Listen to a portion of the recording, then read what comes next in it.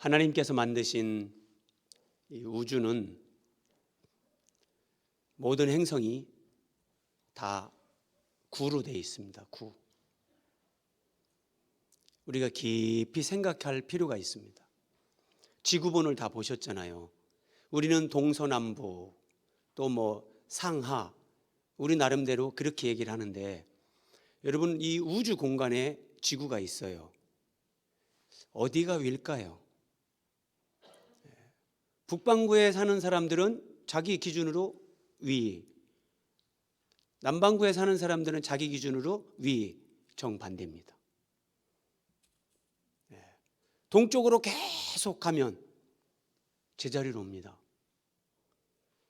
이게 하나님의 세계의 원리를 보여주는 거예요.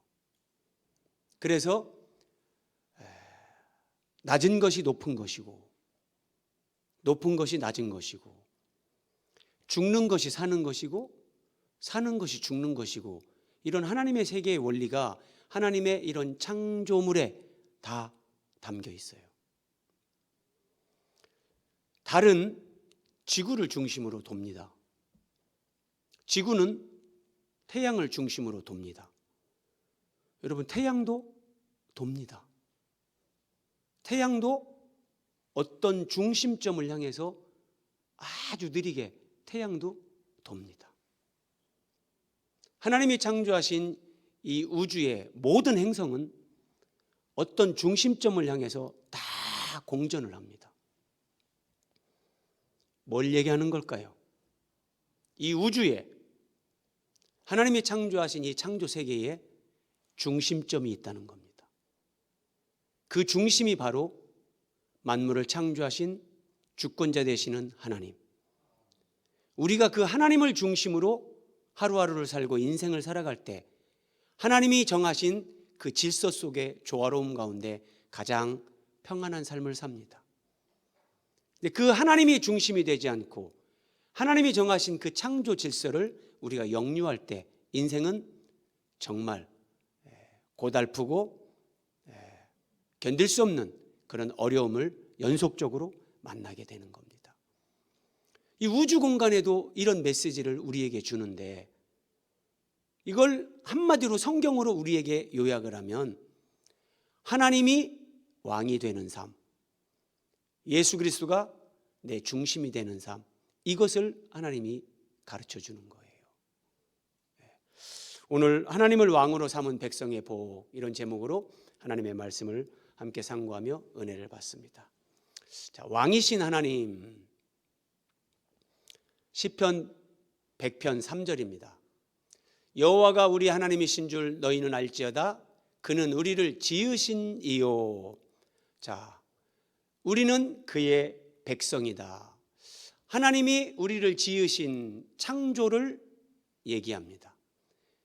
하나님의 창조를 언급하면서 우리는 그의 백성이다, 이렇게 표현을 합니다. 그러면 여러분, 우리가 창조주 하나님의 백성이면 하나님은 왕이십니다. 그렇죠? 왕과 백성의 관계. 하나님은 창조 때부터 인생들의 왕이십니다. 시편 74편 12절, 하나님은 예로부터 나의 왕이시라.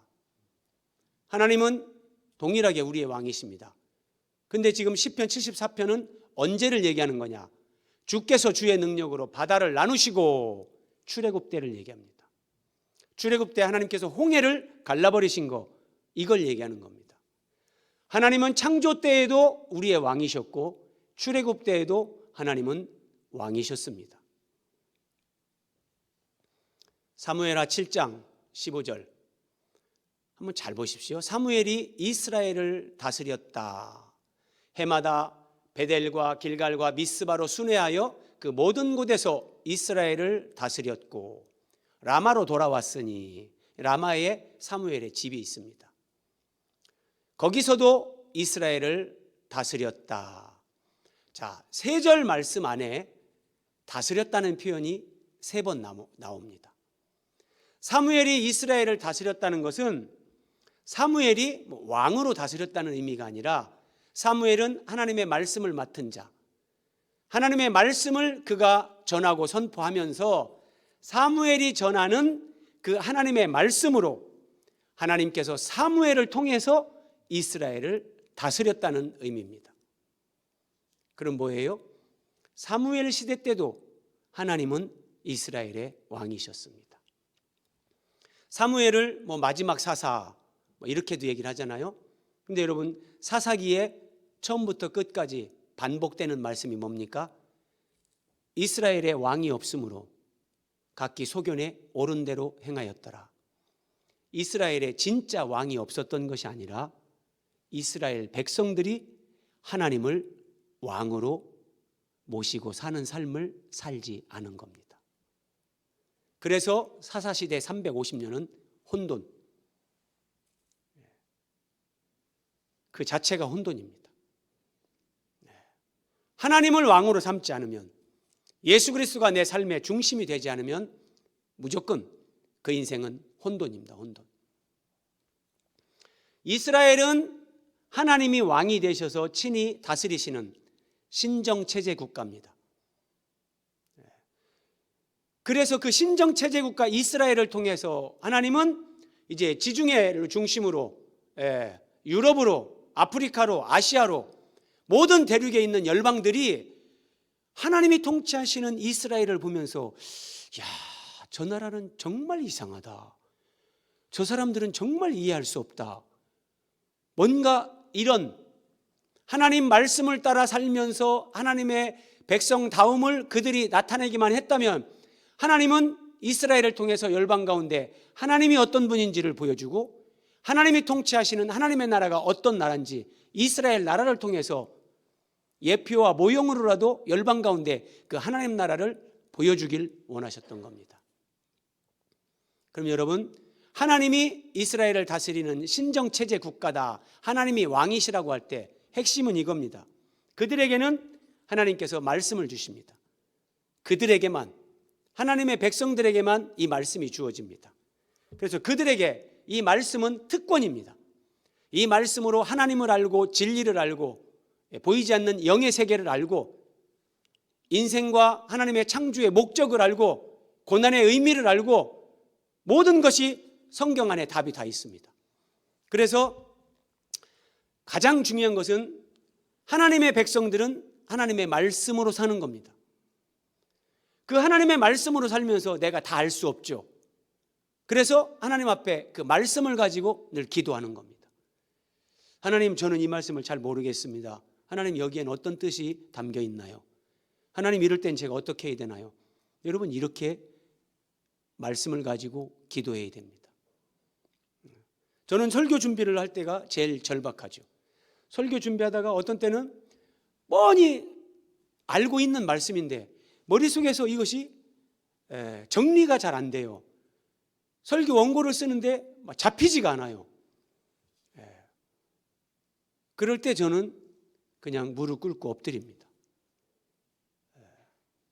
하나님, 제가 아는 짧은 지식으로 제 지혜로 하나님 말씀을 준비하려고 한 것 같습니다. 하나님, 용서해 주십시오. 성령님께서 가르쳐 주시고 깨닫게 해주시고 생각나게 해주시고 은혜를 베풀어 주십시오.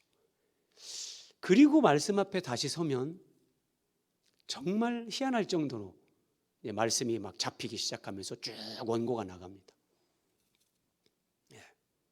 그래서 하나님 말씀대로 살고 우리는 기도로 하나님의 뜻을 묻고, 그리고 하나님이 그걸 깨닫게 하시면 그 말씀대로 깨달음대로 순종하는 것, 이것이 하나님을 왕으로 모시고 사는 신정체제 국가의 백성들의 삶입니다. 요약하면 말씀, 기도, 순종. 근데 여러분, 말씀으로 기도로 순종하는 삶으로 하나님을 왕으로 모시고 사는 삶, 이게 쉽지 않습니다. 왜냐하면 우리는 타락한 존재들이기 때문에 부패한 본성이 있어서 하나님 말씀대로 사는 것보다 내 기분, 내 감정대로 눈에 보이는 것 따라서 사는, 우리는 이런 존재예요. 우리 본성이. 기도하는 거 다 힘듭니다.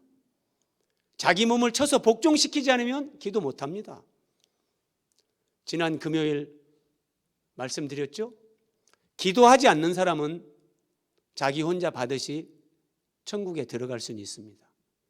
그러나 다른 사람들을 구원하는 일에 쓰임받거나 하나님의 나라, 하나님의 뜻을 위해 쓰임받는 일에 사용될 수 없습니다. 그래서 엘리야가 하나님께서 비를 내려주겠다고 약속의 말씀을 주셨지만 엘리야는 그 말씀을 주셨음에도 불구하고 갈멜산 꼭대기에서 엎드려서 자기 두 무릎 사이에 가장 절박한 자세로 자기 머리를 쳐박고 하나님 앞에 비를 내려주시기를 7번 기도하는 겁니다. 왜요? 비를 내려주겠다고 하나님이 말씀을 주셨는데 가만히 있어도 비가 올 건데요. 하나님의 말씀은 하나님의 사람들의 기도를 통해서 하나님이 이루신다는 걸 엘리야는 아는 겁니다. 자, 왕이신 하나님을 우리가 성경으로 살펴봤는데 이제 하나님의 왕되심을 거부한 사람들, 오늘 본문 8장 1절입니다. 사무엘이 늙음에 그의 아들들을 이스라엘의 사사로 삼았습니다. 그들이 브엘세바에서 이스라엘 가장 남단 브엘세바에서 사사가 됐습니다. 그의 아들들이 이익을 따라 뇌물을 받고 판결을 굽게 하니라. 사사라는 것은 재판관입니다. 재판관인데 그들이 뇌물을 받고 자기들의 이익을 따라 판결을 굽게 하는 겁니다. 무서운 죄죠. 누구든지 하나님의 은혜에 사로잡히지 않으면 이 돈에서 못 벗어납니다. 여러분, 돈을 정말 많이 내가 소유하는 것이 복이 아니라 돈을 많이 소유하고자 하는 그 욕심으로부터 벗어나는 것이 하나님이 주시는 더 큰 복인 것을 알아야 됩니다.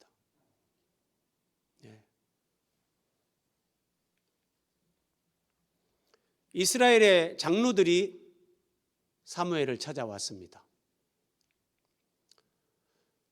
기가 막힌 명분이 생겼습니다.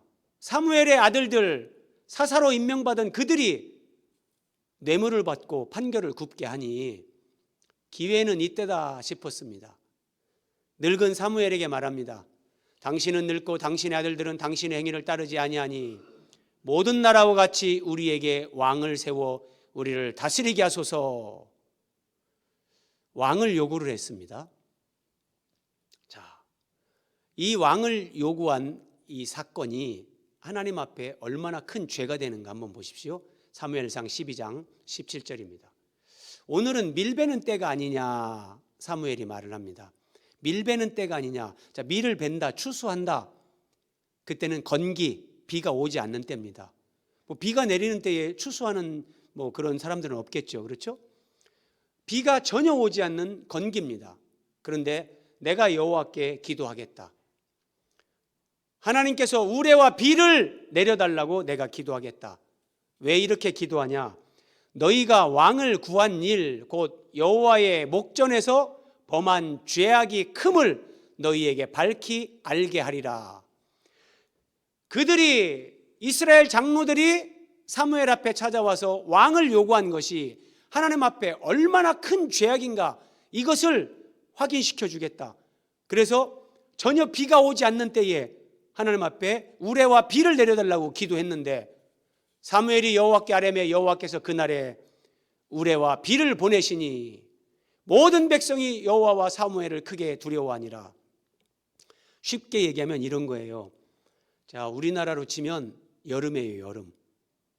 여름에 눈이 온다면 아무도 안 믿잖아요. 여름에 눈이 온다고 아무도 생각을 안 해요. 그런데 하나님 앞에 기도한 거예요. 이 백성들이 왕을 요구한 것이 얼마나 하나님 앞에 잘못된 것인가 하나님 확인시켜 주십시오. 우레와 비를 내려주십시오. 이렇게 눈을 내려주십시오. 여름에 기도했는데 눈이 내리는 거예요. 사람들이 기겁하겠죠? 하나님이 이렇게 응답하시면서 그들이 얼마나 하나님 앞에 큰 죄를 범했는가, 이것을 확인시켜 주셨어요. 그렇다고 여러분 오해하시면 안 돼요. 하나님은 왕정 체제 자체를 다 싫어하거나 부정하시지 않습니다. 신명기 17장, 하나님은 이미 모세를 통해서 이스라엘 백성들 가운데 때가 되면 왕을 세우실 것을 말씀하셨어요. 네가 내 하나님 여호와께서 내게 주시는 땅에 이르러 가나안 땅에 들어가거든 왕을 세워야겠다는 생각이 나거든 반드시 내 하나님 여호와께서 택하신 자를 내 위에 왕으로 세울 것이며, 하나님이 왕을 세우는 것 자체를 부정하지 않습니다. 때가 되면 이스라엘에 왕을 세울 것을 하나님이 미리 말씀하신 겁니다. 그러면 이스라엘 장로들이 사무엘에게 나와서 우리에게 왕을 세워달라고 했을 때 그것이 왜 큰 죄가 되는가? 하나님이 건기 때에 우레와 비를 내리면서까지 그들이 얼마만큼 잘못했는가를 확인시켜주는 이런 일까지 보여주면서 그 잘못을 깨닫게 하시는가?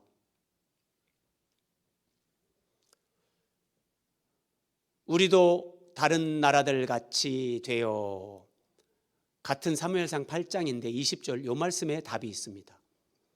이 장로들이, 이스라엘 백성들이 하나님 앞에 왕을 요구할 때 그들의 본심이 여기에 나타납니다. 우리도 다른 나라들 같이 되어, 예전 성경에는 열방과 같이 그러죠. 세상 모든 나라들과 같이, 우리도 다른 나라들 같이 되어 우리의 왕이 우리 앞에 나가서 우리의 싸움을 싸워야 할 것이니다. 무슨 말입니까? 자, 여러분, 전쟁이 일어났어요. 전쟁이 일어났는데 이스라엘 백성들이 주변 국가들을 보니까 왕이 강력한 통치력을 가지고 군사들을 미리미리 훈련시켜 놓고 기병들도 있고 전부 다 준비를 해놓고 전쟁이 터지면 왕의 명령 한마디에 일사불란하게 움직이면서 너무 잘하는 거예요. 백성들이 우리도 이런 나라가 되고 싶다 이거예요. 이스라엘은 어떻게 해야 될까요? 자, 다른 나라가 침략을 했어요. 그럼 이스라엘 백성들은 어떻게 됩니까? 일단 전부 다 사사를 중심으로 모이든지 이제 선지자, 제사장 중심으로 다 모여야 되는 겁니다. 다 모여가지고 어떻게 해야 됩니까? 하나님 앞에 다 기도해야 됩니다. 하나님, 어떻게 해야 됩니까? 12지파 가운데 어느 지파가 먼저 갈까요? 동서남북으로 어떻게 이 군대를 편성을 할까요? 다 물어야 됩니다. 그럼 하나님께서 유다가 먼저 올라가라 뭐 이렇게 말씀하시든지 어떤 그런 하나님의 말씀을 듣고 그렇게 움직여야 됩니다.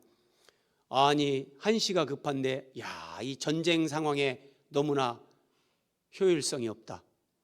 우리도 다른 나라들 같이 되어서 강력한 왕의 통치력 가운데 미리미리 군사력을 준비해서 언제든지 즉각적으로 전투에 임할 수 있는 우리도 그런 나라를 만들자. 그래서 그런 왕을 세워달라고 이들이 요구한 겁니다.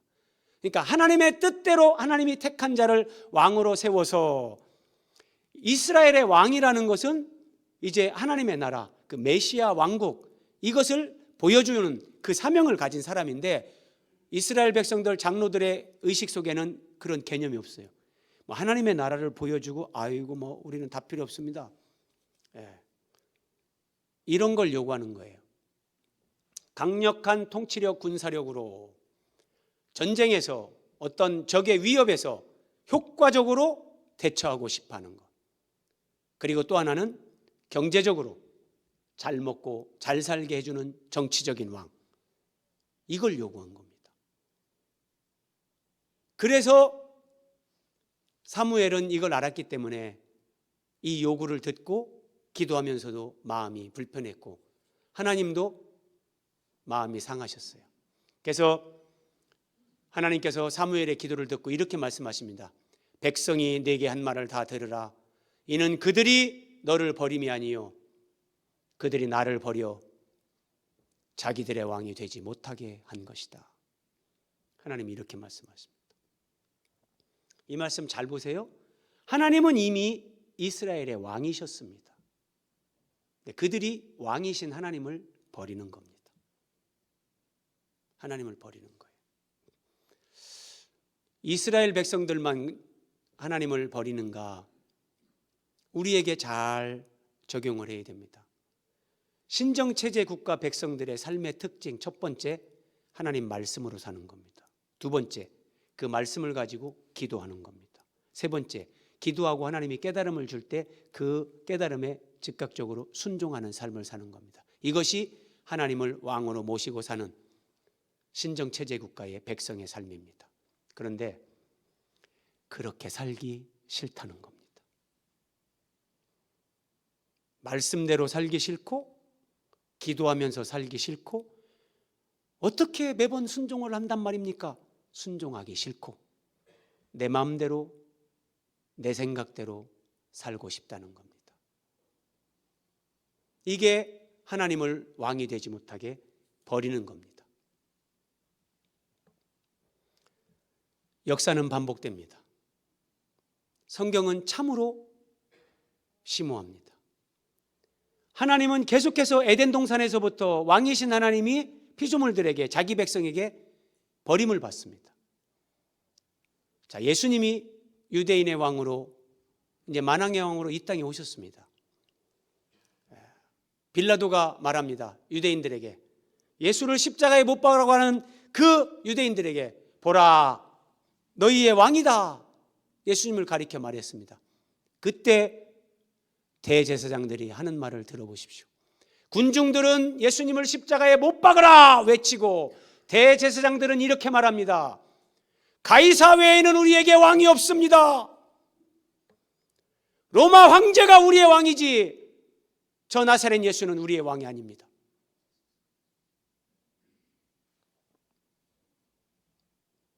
그들은 하나님을 왕으로 인정하지 않고 살고 있었던 겁니다. 진정 하나님을 왕으로 모시고 살고 있었다면 하나님이 보내신 예수 그리스도를 그들은 왕으로 영접했을 겁니다. 가이사 외에는 우리에게 왕이 없나이다. 우리에게 적용을 한다면 돈이 제일이지요. 돈이. 부동산이라도 하나 가지고 있어야 안전하죠. 그런 얘기입니다.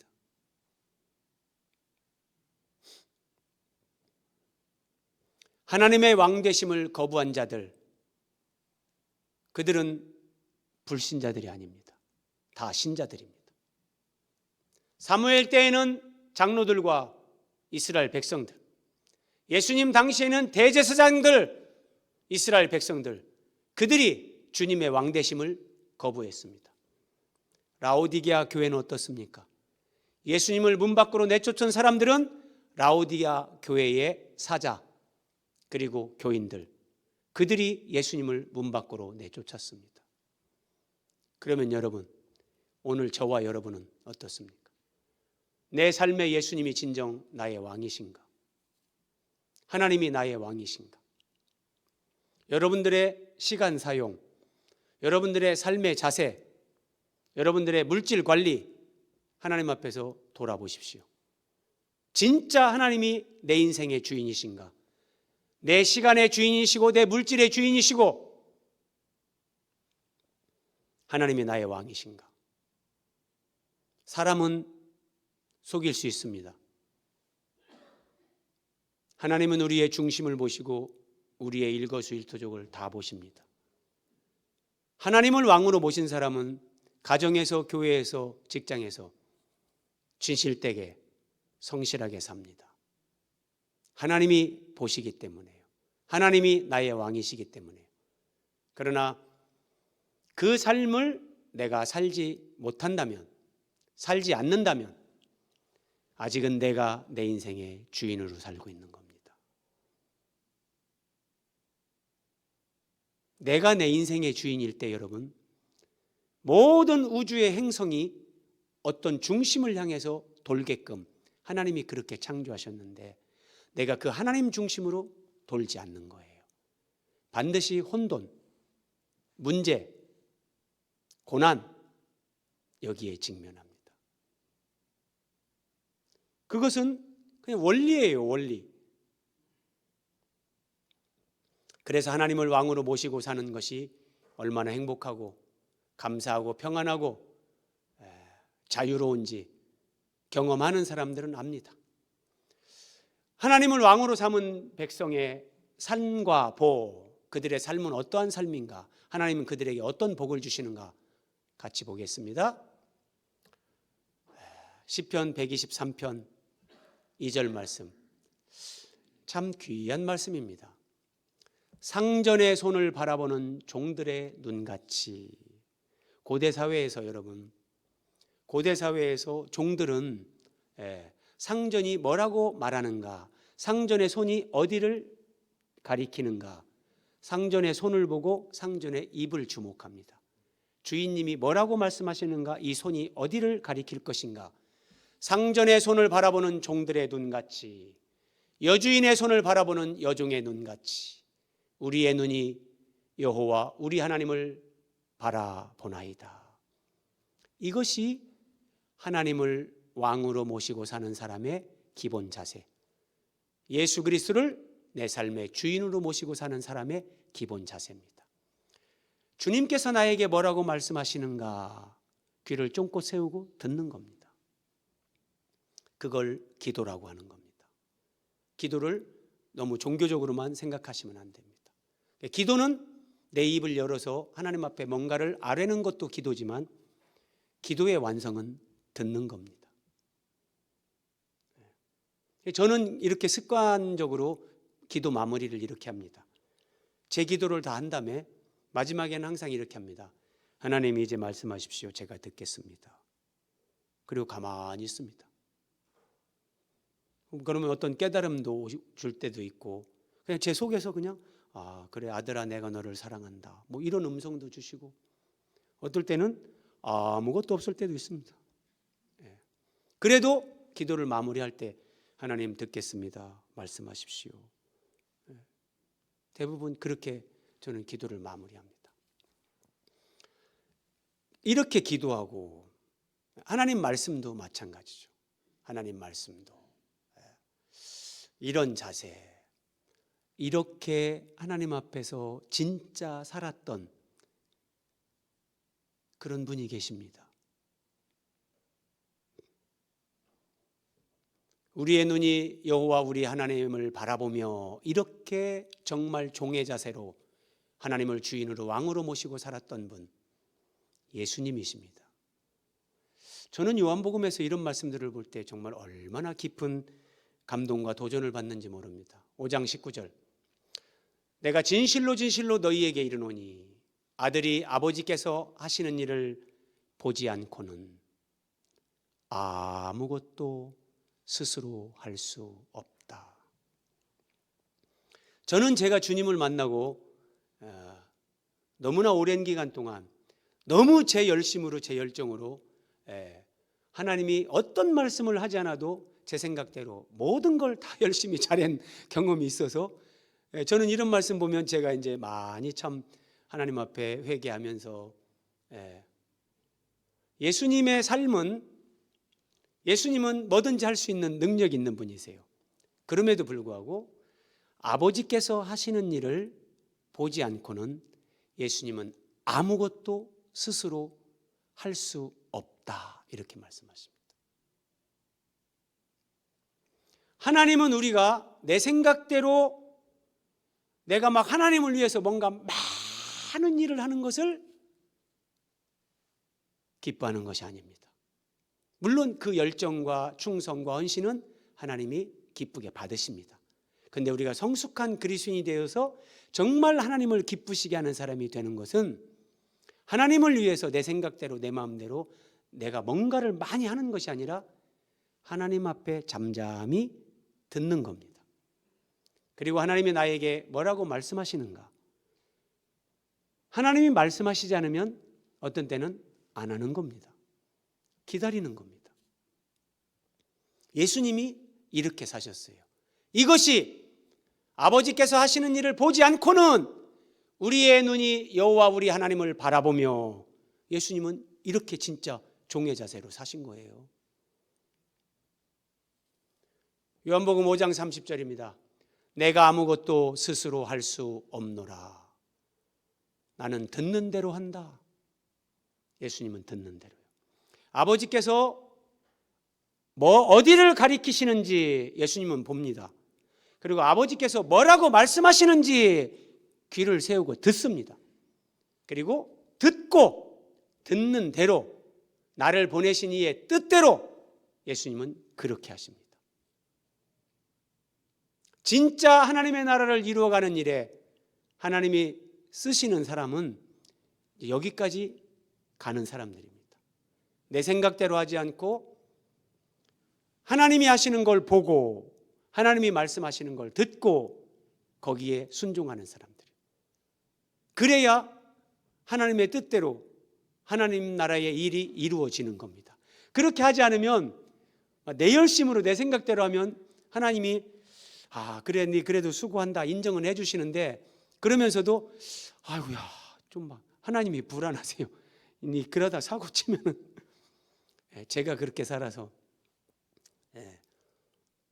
그런데 하나님이 우리가 우리의 중심이 우리의 진실된 마음이 하나님을 더 알고 하나님 뜻대로 살고자 하면 하나님은 이제 우리를 이런 쪽으로 깨닫게 하시고 성령께서 가르치시고 그렇게 인도하십니다.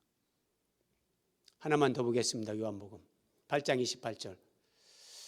너희가 인자를 든 후에, 그러니까 예수님이 살아계셔서 이스라엘 백성들에게 아무리 말씀을 전하고 가르쳐도 이해를 못하는 거예요. 깨닫지를 못해요. 그래서 너희가 인자를 든 후에, 내가 십자가에서 죽고 부활한 후에 내가 그인 줄 알고, 진짜 이 나사렛 예수가 하나님이 보낸 그리스도였구나, 이걸 알고, 또 내가 스스로 아무것도 하지 아니하고 오직 아버지께서 가르치신 대로 한 것을 너희들이 알게 될 거다.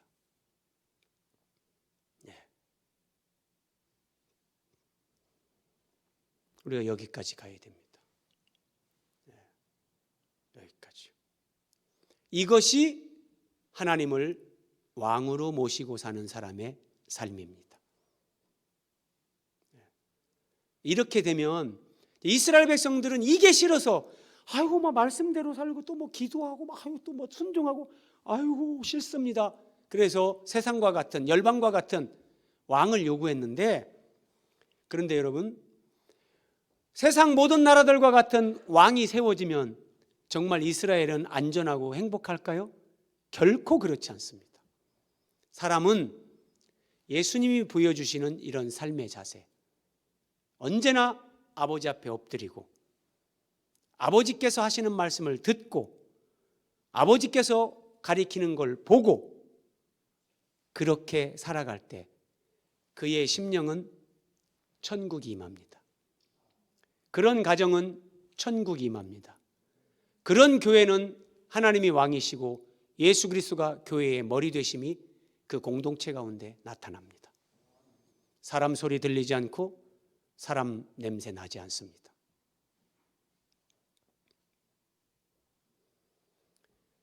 그러면 이런 삶, 정말 하나님을 왕으로 모시고 사는 이런 삶을 살면 하나님이 그들에게 주시는 복은 뭔가 한번 보십시오. 요한복음 14장 27절.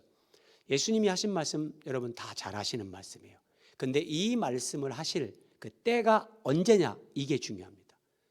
요한복음 14장, 15장, 16장은 신학자들이 다락방 강화 그럽니다. 예수님께서 다락방에서 최후의 만찬을 드십니다. 그리고 그 다락방에서 제자들에게 이야기하듯이 중요한 것들을 가르치십니다. 그래서 14장, 15장, 16장을 다락방 강화라고 하는데, 예수님이 잡히시던 날 밤, 그 밤에 이 말씀을 하신 겁니다. 그러니까 예수님은 이 말씀을 하시고 이제 그날 밤에 잡히시고 그 다음 날 십자가에 죽습니다. 그런데 예수님이 이렇게 말씀하십니다. 평안을 너희에게 끼치노니 곧 나의 평안을 너희에게 주노라. 십자가가 눈앞에 있습니다. 사람들의 조롱, 멸시, 모함, 이게 예수님은 다 예견하고 있습니다. 그런데 예수님은 평안을 누리십니다. 평안을 누리십니다. 십자가 죽음이 예수님은 다 알고 계세요. 그 십자가 죽음 앞에서도 예수님은 평안을 누립니다. 그리고 제자들에게 나의 평안을 너희에게 준다 그럽니다. 이게 어떻게 가능할까요? 예수님이니까 그런 거 아닙니까? 아닙니다. 스데반 보십시오. 스데반은 가정이 있는 사람입니다. 아내가 있고 자식이 있습니다. 그런데 돌에 맞아 죽습니다. 순교합니다. 하늘이 열리고 보좌 우편에 예수님께서 서 계신 것이 보입니다. 얼굴에 광채가 나면서 주 예수여 내 영혼을 부탁하나이다 하면서 저들을 용서하옵소서 얼굴에 광채가 나면서 죽습니다. 어떻게 그럴 수 있을까? 정말 성령으로 충만하고 늘 성령으로 예수 그리스도의 왕되심을 살아가는 그 삶이 기본적으로 됐던 겁니다. 죽으면서도 얼굴에 빛이 나고 나를 죽이는 사람들을 위해 용서해달라고 기도하고, 우리가 한순간에 안 되지만 우리를 하나님께서 궁극적으로 이끌고 가시는 우리 신앙의 종착점, 우리가 이르러야 되는 그 신앙의 경지는 이런 세계입니다. 하나님을 왕으로 예수 그리스도를 내 삶의 주인으로 진정 모시고 사는 사람들에게 주시는 첫 번째 복은 환경을 초월하는 평안입니다. 환경을 초월하는 평안. 현대인들은 돈 떨어지면 못 살 것 같이 생각합니다. 그것도 너무 그렇게 두려워하지 마십시오. 제가 뭐 돈을 많이 가지고 있으면서 이런 말하면 그럴 건데, 저는 하나님 앞에서 정직하게 말할 수 있습니다. 돈 없이도 하늘이 주는 평안을 누릴 수 있습니다. 마지막 보세요. 너희는 마음에 근심하지도 말고 두려워하지도 말라. 십자가, 죽음이 목전에 있습니다. 사람들의 모함, 거짓, 비난, 조롱, 침뱉음, 이게 예수님 앞에 있습니다. 그런데 근심하거나 두려워하지 않고 하나님과의 관계 속에서 이 평안을 누리는 겁니다. 그래서 환경은 본질이 아닙니다. 하나님과 나와의 관계, 이게 본질입니다. 예수 그리스도를 내 삶의 주인으로 나의 왕으로 모시고 사는 사람들에게 하나님이 주시는 복은 무엇인가? 주와 합하는 자는 한 영이라. 주와 합하는 자는 한 영이라. 예수님이 살려주는 영, 생명 주는 영으로 부활하십니다. 그렇다고 해서 예수님이 영만 부활한 게 아닙니다. 분명히 몸을 입으셨는데 그 몸은 신령한 몸이다 그래요. 우리와 같은 이 몸이 아니고. 어쨌든 살려주는 영으로 예수님은 부활하시는데, 주와 합하는 자는 한 영이다. 심오한 말씀입니다. 주님과 한 몸이 되고 하나가 되는 겁니다. 이게 예수님을, 하나님을 왕으로 모시고 사는 자들이 더 깊이 누리는 정말 복입니다. 요한복음 10장 10절에서 예수님은 이렇게 말씀하셨습니다. 도둑이 오는 것은 도둑질하고 죽이고 멸망시키려는 것뿐이지만 내가 온 것은 양으로 생명을 얻게 하고 더 풍성히 얻게 하려는 것이라. 여기에 풍성한 생명이 나옵니다. 예수님을 믿고 우리는 다 영생을 얻은 사람들입니다. 그러나 여러분, 초등학생의 생명이 있고 유치원 아이의 생명이 있고 장년의 생명이 있고 노인의 생명이 있고, 같은 것 같지만 같지 않습니다. 생명의 단계가 다른 겁니다. 예수님 안에서 거듭나고 영생을 얻는데 그 생명이 다 같지 않습니다. 풍성한 생명으로 그렇게 성장하고 자라갈 수 있는데, 하나님을 왕으로 모시고 사는 만큼 이 부분에 있어서 그 풍성한 생명을 누립니다. 저녁 예배에 참석하는 사람, 열심히 기도회에 나와서 기도하는 사람, 하지 않는 사람과 같을 수가 없죠. 하나님이 주시는 것이 같을 수가 없죠. 하나님은 사모하는 영혼을 만족해 하시고, 하나님은 구하는 자에게 그렇게 주시는 거예요. 풍성한 생명으로 하나님은 우리를 복주십니다. 자, 하나님을 왕으로 모시고 가장 낮은 자세로 사셨던 예수님, 그 예수님을 하나님은 왕으로 세우십니다. 하나님이 그를 지극히 높여 모든 무릎을 예수의 이름에 꿇게 하시고 예수 그리스도를 만왕의 왕으로 세우시는 겁니다. 여러분, 우리도 똑같습니다. 오늘 마지막 말씀입니다.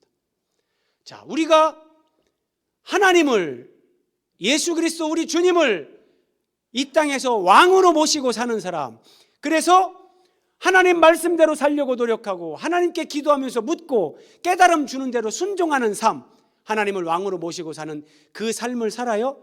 그 사람들에게 주시는 복, 그들이 세세토록 왕노릇하리로다. 여러분, 예수님을 왕으로 모시고 사는 사람은 하나님 나라에서 왕노릇합니다.